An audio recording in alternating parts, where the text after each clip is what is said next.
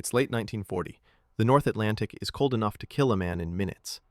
A British destroyer cuts through the black waves, its crew pulling half-frozen German sailors from the sea. Their submarine, once a silent hunter, now sleeps on the ocean floor. And its survivors, shivering and soaked, are no longer soldiers. They are prisoners. No one speaks.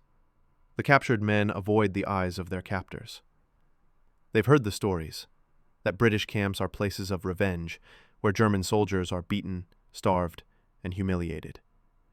It's what Nazi radio had told them, over and over. And tonight, they believe every word. The men are taken ashore. Their boots hit the ground of a country they were trained to hate. Cold rain falls as trucks rumble toward a makeshift camp surrounded by barbed wire and wooden guard towers. Inside the gates, they wait for the cruelty to begin. But what greets them instead is confusion. They're handed tin plates, they're given blankets, and when dinner comes, thin soup, bread, and tea, it's not punishment, it's ordinary. For hours, no one touches their food. One man whispers, "They're softening us before torture." Another mutters, "It's poison." Fear has its own logic. Even kindness looks suspicious when you've been told monsters are feeding you. By early 1941, Britain was holding thousands of German prisoners. First a few hundred from the U-boat war, then entire divisions captured in North Africa. The camps were scattered across quiet English towns, old estates, empty barracks, even converted factories. The guards weren't fierce frontline soldiers. They were older men, veterans, farmers, teachers called up for home service. Their faces were tired, not hateful. Life in the camp followed a dull rhythm. Roll call at dawn, work during the day, letters on Sunday, lights out by 10. It was the food, though, that puzzled every new arrival.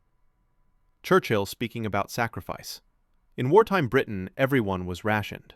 Butter, 2 ounces a week. Meat, 1 shilling's worth. Sugar, 8 ounces. The Ministry of Food urged citizens to dig for victory, turning gardens into potato fields, stretching recipes with powdered milk and dried eggs. So when the Germans were served the same meals, they mistook poverty for punishment. Boiled vegetables, porridge like gray paste, tea strong enough to strip paint. To the British, it was daily life. To the Germans, it looked like deliberate cruelty. They had no idea. These rations were more generous than what many British families were eating. The Geneva Convention demanded that prisoners be fed properly, and Britain took that seriously. Even in war, the rules mattered. The human mind under stress searches for patterns, and for enemies. To the German prisoners, every strange taste confirmed the propaganda they'd been fed back home. One morning they're given a strange pudding, dense, heavy, dotted with raisins. It's called Spotted Dick. The Germans stare at it in horror.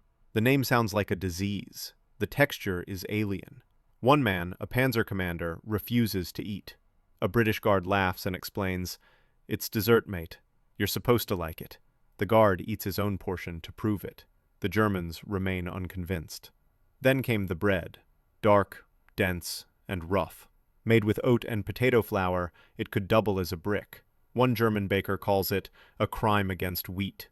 Every bite deepened the mystery. Were the British this cruel, or just this bad at cooking? Fridays were different. The guards seemed happier. They talked more, laughed more. Even the kitchen smelled different. Instead of boiled cabbage and turnips, a new scent drifted across the camp. Warm oil, salt, and something faintly tangy, like vinegar. The German prisoners noticed the change. They watched from barracks windows as British guards lined up outside the kitchen, chatting, smiling, holding newspaper-wrapped parcels. Whatever this was, the guards clearly loved it. The prisoners were sure it was some kind of trick. When the dinner call came, each prisoner received one of those same parcels. Hot, wrapped in yesterday's newspaper, grease staining the print. They sat in silence, staring at the bundles. No one wanted to be first. A young submariner named Paul Schmidt finally gives in. He unwraps his parcel like a man defusing a bomb. Steam escapes, carrying a smell unlike anything he's known. Golden brown, crispy, hot. The shape of it reminds him of fish, but it looks fried, not boiled. He breaks a piece open. white, tender flesh beneath a crackling shell of batter. Next to it, thick, golden strips of potato, edges darkened, glistening with oil and sprinkled with salt. Vinegar pools at the bottom of the newspaper. He dips one chip and takes a bite. Crunch, then warmth, then flavor. It's simple, salty, perfect. He chews again, and for the first time since his capture, Paul Schmidt smiles. Around him, other prisoners follow. The sound of unwrapping paper fills the mess hall, followed by silence, the kind of silence that means people are enjoying something. Then laughter, real, human laughter. One man jokes, "So this is British torture." Another replies, "Then I surrender again." Even the guards can't help smiling as they watch their captives discover Britain's national treasure, fish and chips. Every Friday evening, something remarkable began to happen. Prisoners and guards, enemies just weeks before, shared the same meal. The same smell of vinegar and salt. The same grease-stained newspapers. The same small joy in a dark time.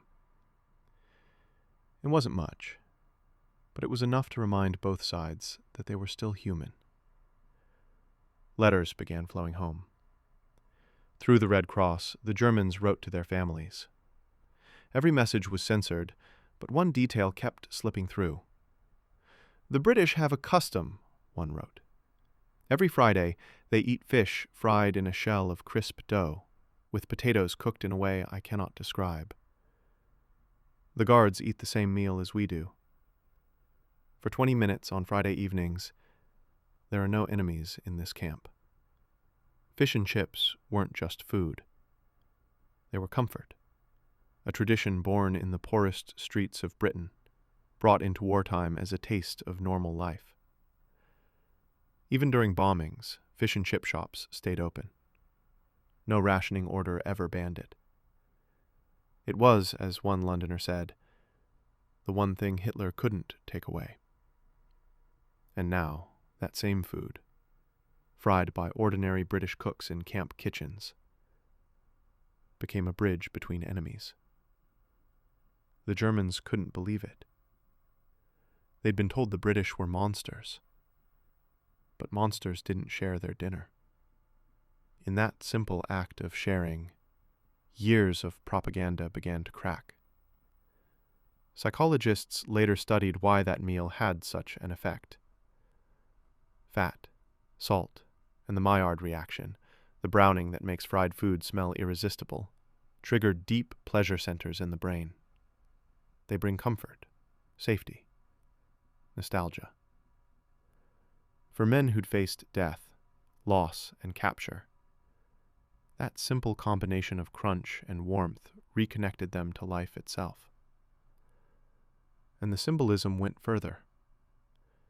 Fish and chips wasn't a soldier's ration or a luxury meal. It was everyone's food. Rich or poor, officer or farmer, prisoner or guard, it tasted the same. For 20 minutes on a Friday night, equality existed in the strangest place imaginable. In the months that followed, British POW camps became small experiments in humanity. Prisoners worked on farms, played football matches, even staged theater plays. Some guards and captives exchanged recipes, learned each other's languages, shared family photos. Of course, not all camps were kind. War always leaves scars. But countless records, letters, and memories tell the same story, that in Britain, treatment of POWs was guided less by hatred and more by quiet decency. And for thousands of German men, that lesson began not with a speech or a treaty, but with a meal wrapped in old newspaper. By 1945, more than 400,000 German prisoners were held in Britain. Most would eventually be sent home, first in 1946, then gradually over the next 2 years. When they returned, many spoke not of beatings or starvation, but of fish and chips.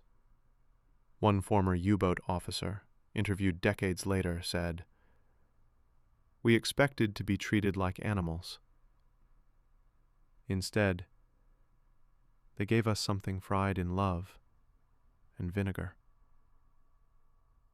War divides nations, but small things, food, laughter, the rhythm of a shared Friday meal, remind us that beneath uniforms and flags, people remain people.